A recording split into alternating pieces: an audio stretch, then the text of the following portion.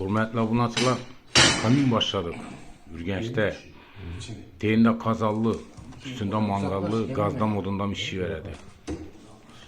Yani eşik, para veresle, indi koyladı eşikleri. Travitin bilen korke, dirke. Gazdan modundan bir şeydi. Birinci günü, başlangan günü. Ünde mangallı. Allah halasa görüp para verinler. Bizim çıralar. Çıkartır bana bu da halasa.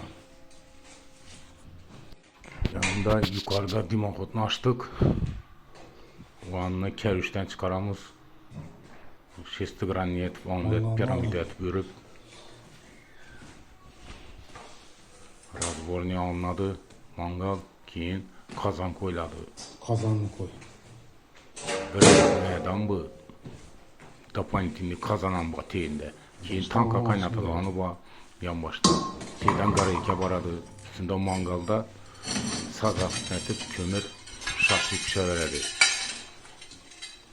Yine kazan. Kukmara kazan. Yine bir yanında 5 kiloluk kazan, bir yanında dimakot. İndi öyle derdi.